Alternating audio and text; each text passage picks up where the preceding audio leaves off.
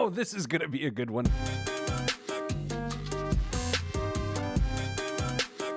You're listening to Pete the Planner.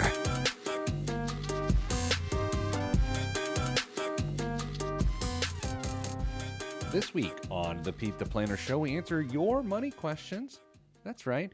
You email us a question like some people already did this week. We answer them, and everyone wins. You can email us by emailing askpete@petetheplanner.com. I said the you word, you being us. Us is me, and Damian Dunn joins me in the South studio. Hello, Dame. Hey, Pete. We're in the same room. Is this good or bad? We'll find out. You wore a very loud jacket today, and I don't mean like stylistically loud. It's just like the fabric is loud, so I made you remove it. Yeah, I never would have thought of the loudness of my clothing before. Dear Pete, my son came to me recently and said he is considering asking his girlfriend to marry him. Don't do it. He's still unsure if he is ready to make the change in his lifestyle, though he's pretty sure she is, quote unquote, the one. I told, sometimes people have two. Oh. Well, yeah. I told him the two things couple fight about the most are kids and finances. Damn, I don't know about that. No, finances seems right. Yeah, I think finances is correct. Finances and kids. He says they are on the same page about kids, but haven't talked about finances. They both have good jobs. He's 28, she's 23, and loves. Do you know of a resource they could read or a questionnaire they could do together, like a Cosmo questionnaire? Exactly what I was thinking. That they could do together that would promote discussion of their financial lives that could be helpful before they decide to join them. Thanks, and it's from a lady. All right, Dame. What do you think? I love it. I love the idea, Yeah, she's right. This is one of the two things that people fight about most in marriage. Absolutely right. Absolutely right. And what we find is that people don't do the groundwork ahead of time to make sure that this becomes less of an issue.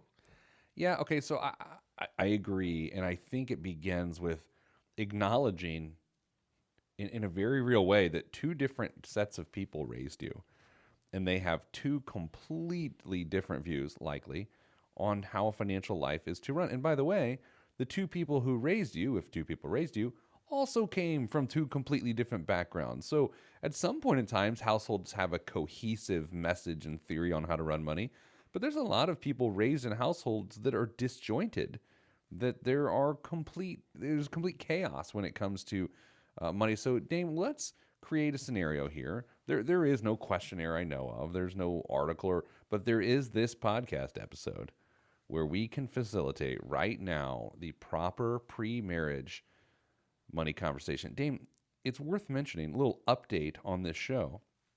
Producer Nicole, Frank, Sure. Producer Nicole is getting married. Oh, I don't know if people know that. Did I mention that on the show? I feel like I mentioned it. You did. So much so that the new update is I'm the officiant of the wedding. No, you're not. You didn't know this? No. Yeah, I'm marrying Nicole and her special friend. I'm getting whatever licensed by the power invested in me by marriagelicense.com or whatever it is. I am marrying her and her special friend. And so I feel obliged to do pre-marriage counseling, which I may or may not do. But part of that is money, right? Sure. And so I think it just starts with an inventory of the different topics within a financial life. Do you have student loans? Yes. Do you have student loans? No. Okay, well, the person who has student loans, how much do you have? What is your goal to pay it off?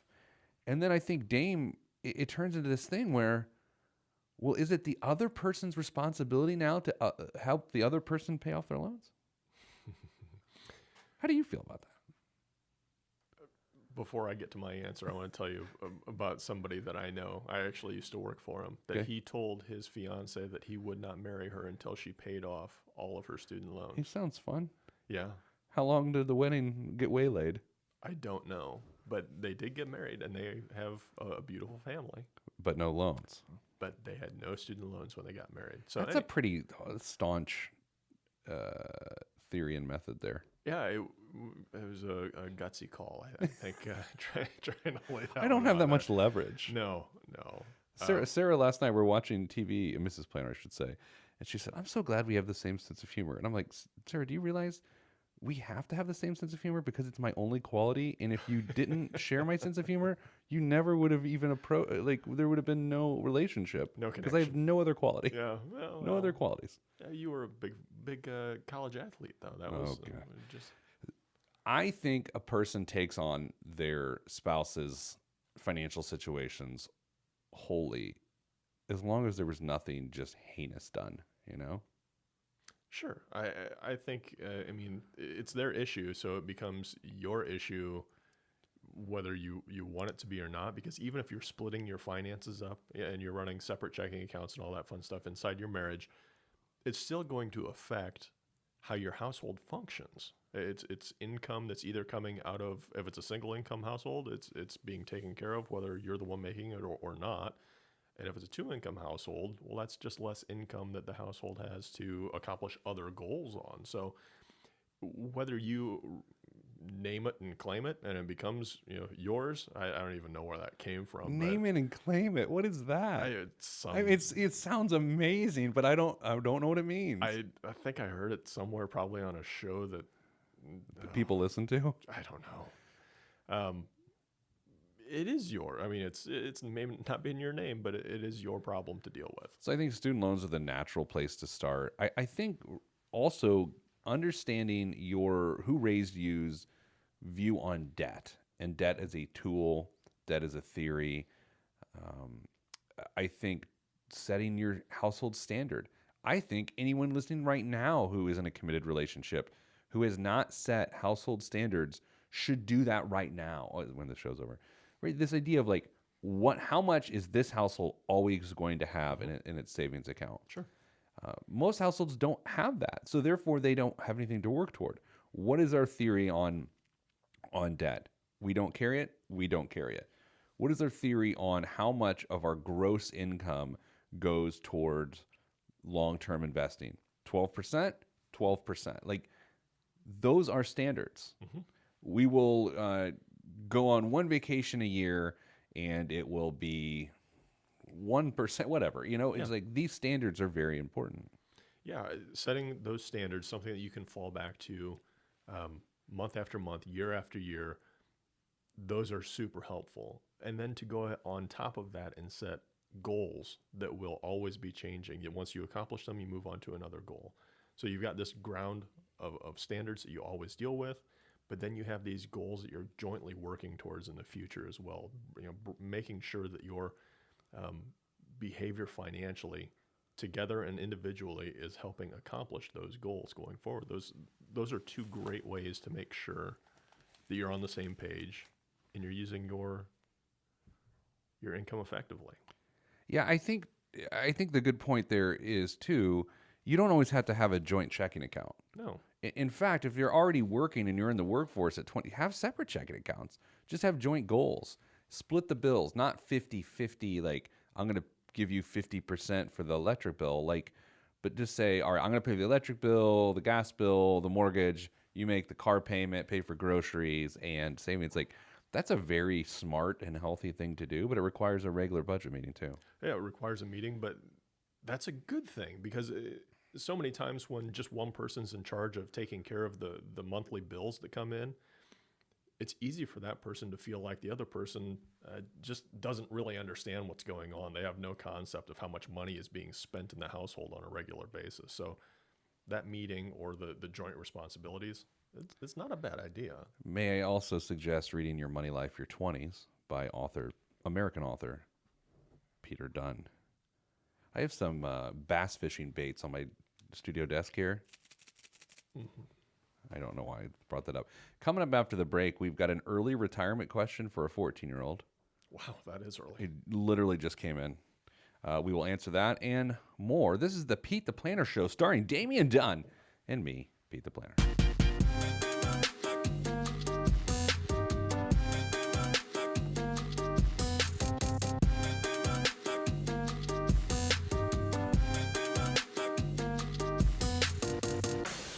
Back on the Pete the Planner Show. coming out of the break.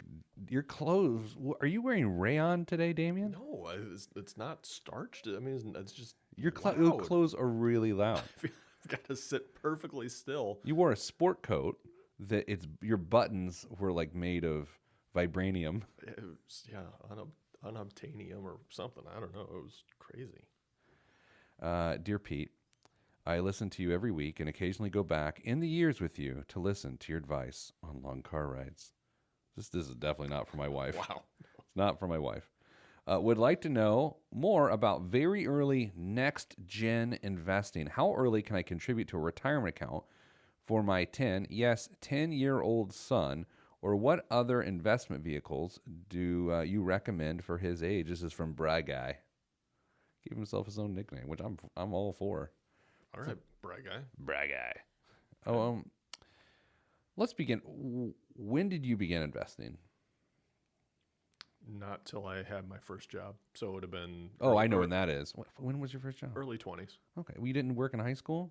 I did, but So you're lying. first full-time job. You didn't work full-time in high school? No. Okay. First full-time job is when you first started investing. Was it the retirement plan through your employer? Yep. Yeah, it was a simple IRA. Okay. And that's the name of it. It wasn't just like that's not the adjective. It was pretty simple, but it was a simple IRA too, yes. My first investment, 6th grade, we did a stock market project at Guyan Creek Middle School, west side of Indianapolis. The Fighting Jaguars. Jaguars. And we did a stock market project, and you pick some stocks and follow them. Sure. And I thought it was cool. And my buddy's dad was a stockbroker, and I was like, man, I'd really like to buy some stock. So his dad arranged for me to buy one share, which is nearly impossible in 1990 to buy one share of stock. And by the way, he got me a stock certificate. You're kidding. No, I don't know where it is. I wish I knew where it was so badly. Philip Morris stock. Perfect stock. I was buying tobacco stocks as a 6th grader. And then starting in high school, that same dad then introduced me to a financial advisor I could work with. So I was buying, mutual funds and things, 16, 17, 18 years old, pretty regularly. Then I day traded through college. Long story short, there's a lot of ways to get young people interested in the concept of investing. Dame, our kids are about the same age, and I know we have similar conversations with them. To watch a kid's eyes light up when they begin to understand investing is a really cool thing. So, Bry Guy, before we go much further, just starting the conversations, just explaining the difference between a stock and a bond and ownership, and it can be a really fulfilling conversation. Absolutely. It's a conversation that you want to start earlier than later. I mean, just because I didn't invest until I started my first full-time job didn't mean I wasn't aware of what was going on. I certainly did.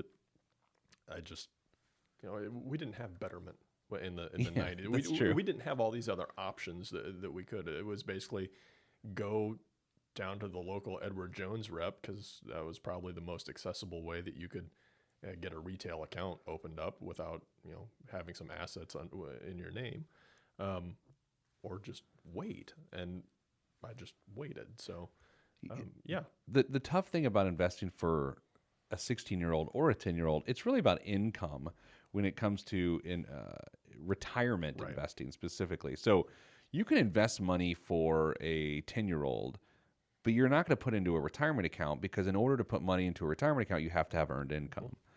Unless your 10-year-old has got earned income, like legitimately paying taxes through payroll, that's not going to happen.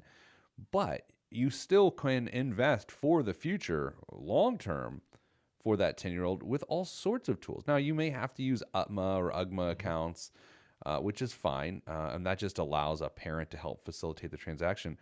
But frankly, Damian, and I don't like to name names too much on this show, if I'm a parent today of a 10-year-old and I want to get them interested in investing, I would start with Betterment. It's just so easy.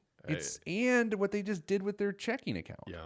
Well, it's savings account. Savings account. So for those that you don't know, Betterment just opened up a traditional-ish savings account. They moved from what they were previously using into a savings account where No, Betterment is not a bank. They just have relationships with a bunch of different banks all over the country. So they are facilitating those relationships, but it falls under the Betterment wrapper.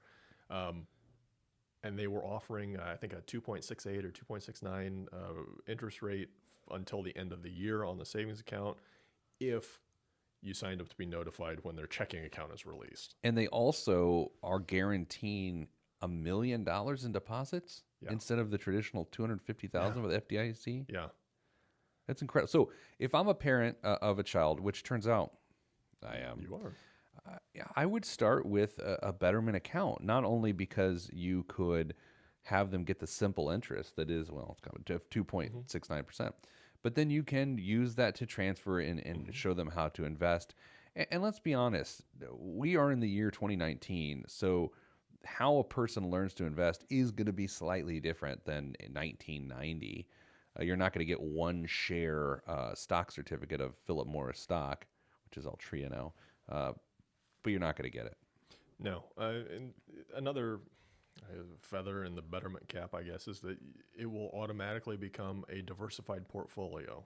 You won't have to worry about picking stocks, but then you can also explain to your child why that's a good thing, why you own different things inside of your investments to make sure that you are evening out those rough times and yet making sure you're doing okay when it's still good too. Maybe this is obvious, but I think people don't realize that it's unlikely for a person to put away one moderate chunk of money and then come back 40 years later and have it be millions and millions of dollars. The way to not only grow wealth, but to teach a child how to build wealth is to consistently invest. So, Bry Guy, if you're going to do this, do it in a way that you can together watch the money go into the account every single month. If you've got $600 to put into this sucker, and that's all you're going to put in for the next year, cool. Put in $50 a month. And not just because it's dollar cost averaging, which, depending on who you believe, is a great thing, but because it shows the habit of savings. What you try to develop in a young person is no matter what income is going into their household, coming into their household, then a percentage of that should be going into investments. And if you don't form that habit, it's the old bicycle thing, right? You gotta learn to ride the bike and you'll never forget. If you just dump $600 into their account, boom, and it's done, you've missed a major opportunity to teach an important lesson. Yeah, the habits are crucial to building, a lifelong positive behavior for the kids. So if you can instill that when they're 10 or 14 or 16, great, because as soon as they start making their own income, their own real income, I'm not just talking summer job stuff, it's just going to be an ingrained habit. They're going to already see the benefits of doing that long term. They're going to have the proof in front of them. Some of that fear that may come along or trepidation with investing into the market, it's not going to be there because they're going to understand how that works, and they'll just do it. And by the way, when they go to have that first conversation about money with their potential spouse or life partner, then they say, well, when I was 10, my dad, who people called Bry Guy, would taught me how to invest. And every month we'd sit down for 2 minutes and we look at the money go in and what's happening. And I've done that since I was 10 years old, which is why I have $38,000 to my name when I'm 22, I got this. Yeah. I got this. Yeah, I wouldn't go with the I got this. I would go with the, and what'd your dad do? Yeah. John Boy did nothing for you. He got you into debt because he didn't save for college. We are not going to sleep in the same bed or the same bedroom. And, okay, coming up after the break, more of your money questions, not from people like Bry Guy, but others. I'm Pete the Planner, and this is the show.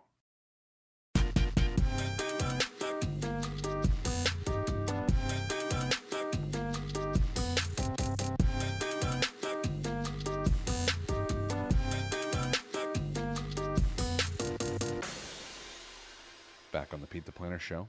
I'm Pete the Planner. Damian Dunn joins me in the studio. Hi. Hey. You need to have like a nick like Damian Dat Dude. I don't know. Let's not do that one. Because sometimes you want to seem cool. Instead of saying that, you say dat. D3 then, Damian, Dad. Dad dude. Yeah. Dear Pete, good day. Good day. Wait a second. Is it the same person? No, but we talked about this a couple weeks ago. What are the chances that this person listens to the show and understands how excited I get by that greeting? I think the chances are high. You think so? I think so. I don't know. Here we go. Good day. I took time off work to be home with our daughter. Now I'm 50. That's 50 years old. And deciding what would be best for getting ready for retirement. My spouse has a 401k plan. We have a rental home worth $240,000 and raw land worth $80,000, which is paid off. We owe $80,000 on a rental and still have a mortgage on our home at about $150,000. Are you doing the math on this? I'm trying. Questions are, should I try and pay off both homes and skip a retirement plan, or let the rental keep paying for itself and add extra payment to primary home? Also thinking of selling some of the land to then build a rentable cabin for added income. My spouse makes good money, the plumber. I am an SLP, but not making full potential due to working part-time to daughter's medical issues. Any insight would be appreciated from this person. What's an SLP? Should I know that? Single lumberjack potential? What is SLP? SLP. Speech language pathologist. Oh, wow. Good day. Yeah, good day. Indeed. All right. I love this question for a lot of reasons because I have this theory, Dame, that when you're 50 years old and it's your 50th birthday and people send you sort of like, oh, you're 50, it can be jarring and you start to look at your money. Sure. And how much is going to be around in this, it feels like this situation. Yeah, that light at the end of the tunnel starts to become a little bit brighter. You know what's really strange about this? It's not criticism. My spouse has a 401k plan, never gave the balance. There are a lot of unknowns.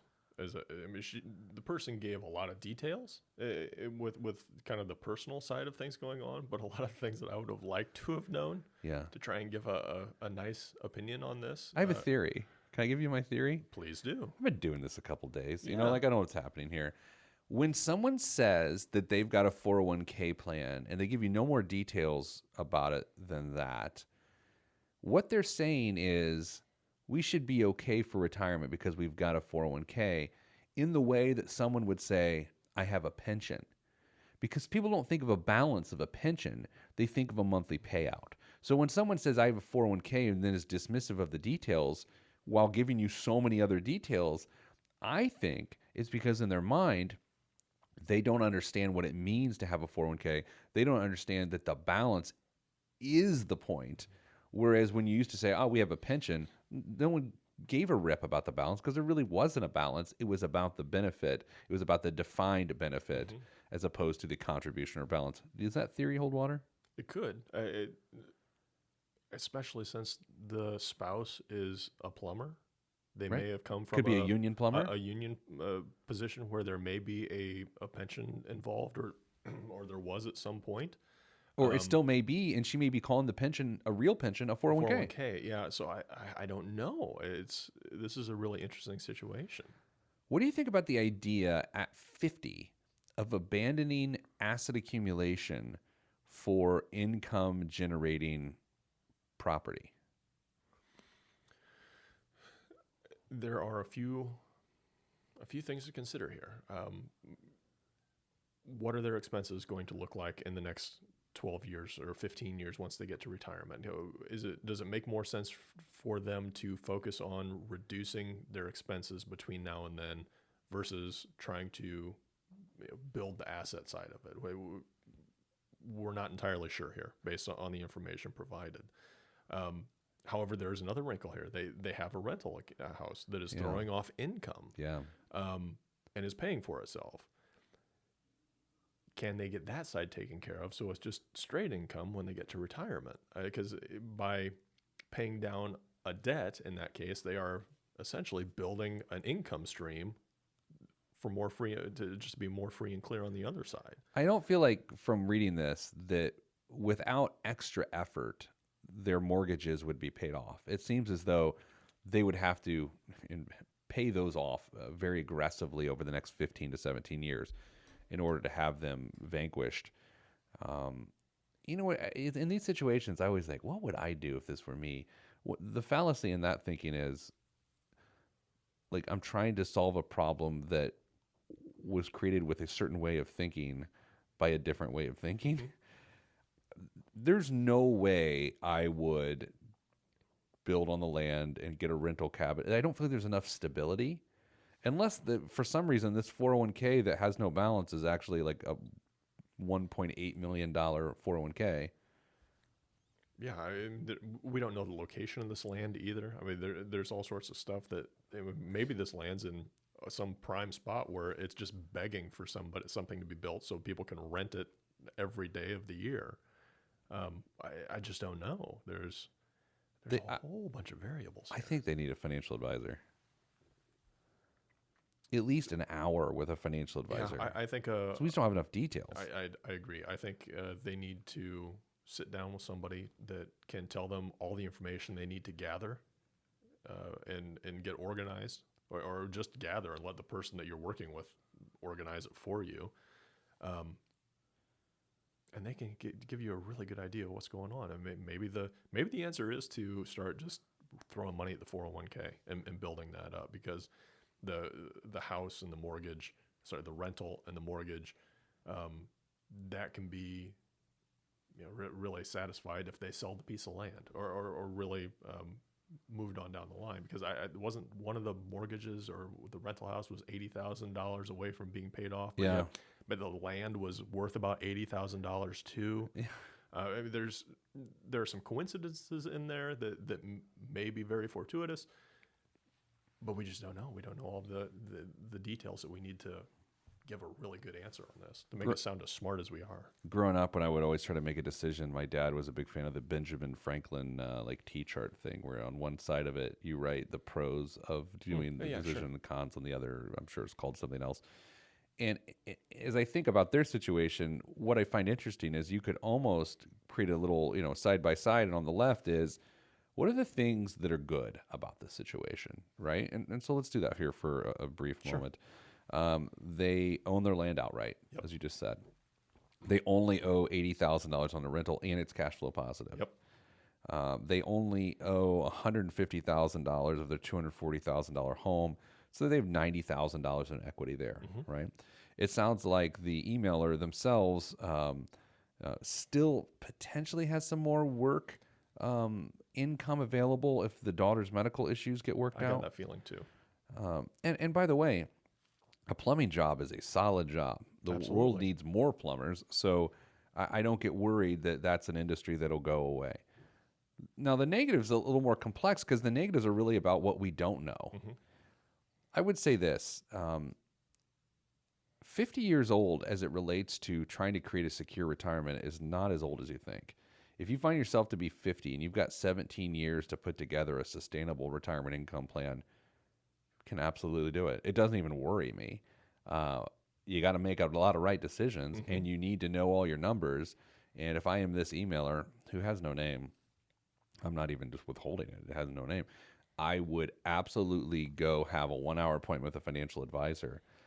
Because here's the thing, Dame, short of the advisor trying to sell them insurance or something like that, it's not like the advisor is going to make a lot of money on this, because all they can do is give good advice because they don't have investable assets. Yeah, it'll be a great use of your money.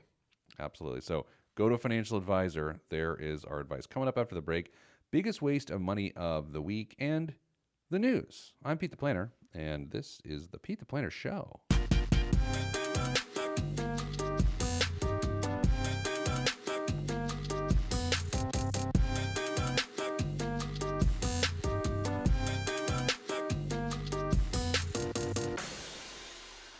Back on the Pete the Planner Show. This week's biggest waste of money of the week, right here on the PTP Show, is, damn, I got two. I've got one that might actually be amazing and awesome, and I might go ahead and say it makes a lot of sense to get it, or there's one that's a little bit ridiculous. Which one do you want? I like the ones where we feel conflicted, so let's go with the one that might be amazing. The Arcade 1-Up home arcade machine. The games haven't changed, and now the cabinets you remember from your youth are back as well and ready to power up at your home. Arcade 1-Up brings 1980s and 1990s nostalgia back with a full roster of games that includes Mortal Kombat, Golden Tee, Marvel Superheroes, and more. The cabinets are around 4 feet tall, and most have the option to add a riser so you can play standing up. They have 17-inch LCD monitors, so the games of the past look better than ever.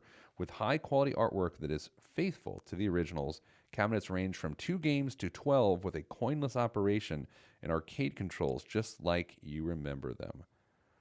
Let me just say this. I used to go to United Skates of America. USA. It was a skating rink. United Skates. You used to get it. It's like not the United States. Yeah, It's Skates.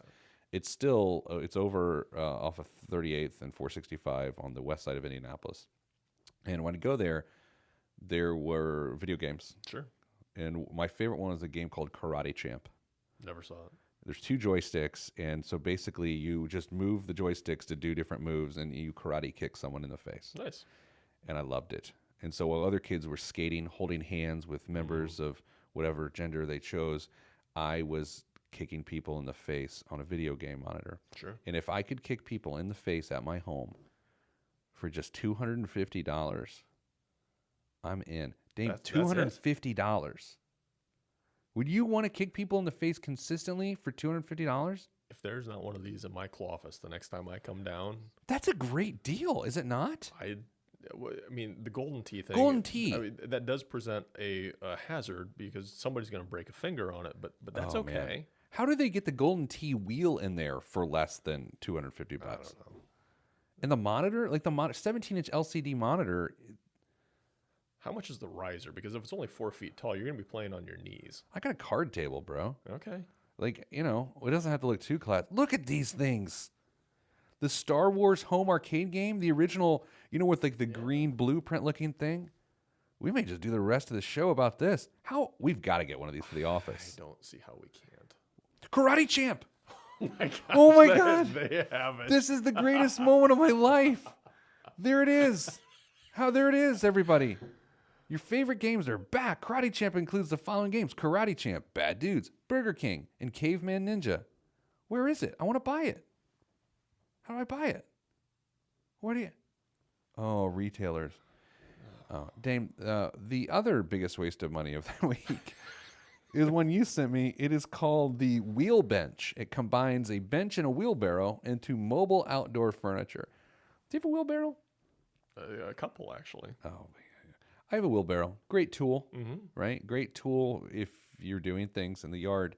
At any point in time while using the wheelbarrow, do you think to yourself, I really wish I could sit down right now. I'm going to set down the handles and just sit on this. And you ever feel that way? No, strangely. I haven't either. And as I look at this wheelbarrow bench, buddy, there's no functionality as a wheelbarrow. It is a bench with a diagonal 2x4 going through it with a wheel at the end of one of the 2x4s. It's like you couldn't barrow anything on it. No, this is very low on the utility side. It's 595 euros. That just explains everything I need to know. It really does. How do you say wheelbarrow? Do you say wheelbarrow? Wheelbarrow? Barrow? Am I saying it right? Yeah. This week in financial current events, Americans say not investing in their 401k is their biggest financial mistake. What's the percentage of people that said this, Dame? All of them. Yeah, it seems like it. Biggest major mistake people think they have is not investing in a 401k. Next on the list of major mistakes people have made is not having an emergency fund. So far, we agree. Yep. Next is not contributing enough to a 401k to get the company match. Well, I agree with that. You're basically contributing nothing to your 401k, which is still number one. Having a low credit score is a great regret. Who cares? Honestly. Keeping financial secrets from your spouse or partner, I guess these are starting to devolve and get weird. Not taking the time to understand investing. Yeah, these are weird. Are we getting weird? It feels like they're getting weirder. I feel like these were suggested things to feel bad about. Totally. Not starting an IRA. What? Borrowing from your 401k before retirement. That is a giant mistake. It is. That is a legitimate one that should be much further up the list, other than if it's much further up the list, then that means a lot of people have taken 401k loans. Exactly. Not investing in the stock market earlier. Okay, it's legitimate. Spending more than you should on an expensive item. I think that's called just being a human. Yeah. Accepting money from parents, relatives, friends for living expenses. Yeah, that should be higher. Supporting your aging parents financially is a great regret. What? What? Oh, no, wait, hold on. No, I mean, look at the percentage there. It was very, very few people felt bad about that, but still some people felt bad about that. You know what? That's weird. And the most embarrassing thing on this list, as measured by the embarrassment scale, the red face, accepting money from parents and relatives and friends for living is the most embarrassing thing on there. I mean, kind of. I mean, what's the second most embarrassing thing? Do you think it's having a low credit score? Yeah, it looks like it is. That's strange. You know, on this show, we don't really care too much about credit scores. We care about habits, and we care about, stability, because we know lots of people with high scores that can borrow money that are an absolute wreck. Dame, what do you know about the Equifax settlement? I prior to the show, I was like, God, we got to research this and talk to people about what we think. People should go for it, right? Yeah. So what's come out recently, there are some scam sites out there. So make sure you're getting the legit link to go to Equifax if you, to find out if your stuff had been, your information has been compromised. Have you done this yet? I have, and mine was. Oh, I got to go. Well, hurry it up. We're going to do it on the air. We got 2 minutes and 30 seconds. Keep your talkie. So Equifax gives you two options if you fall into that camp. One, you can request a one-time payout of $125. Okay. But they'll also compensate if this breach caused you to have to do some work because your identity was stolen or anything of that nature. You can get compensated, I think, $25 an hour up to 10 hours maybe. So you can file for that. However, you have to have a lot of details to try and get into that pool for reimbursement. The other option is to sign up for credit monitoring for, I think, 8 years, possibly. So I was impacted. You were impacted I just looked it up. Dame, how much? $120? $125. However, here's the catch. Oh, I don't want catches. That was all predicated on only a certain number of people claiming that benefit or that reimbursement. And so if everyone claims it, hey everybody, here, this is Pete the Planner.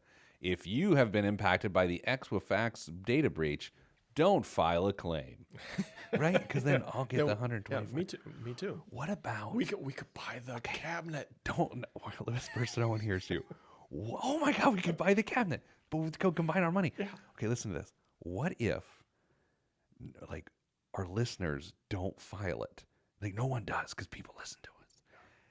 Will we get more than $125 because they've set aside a pool of money? I doubt that's how it works. No, I think that's how it works. It probably isn't.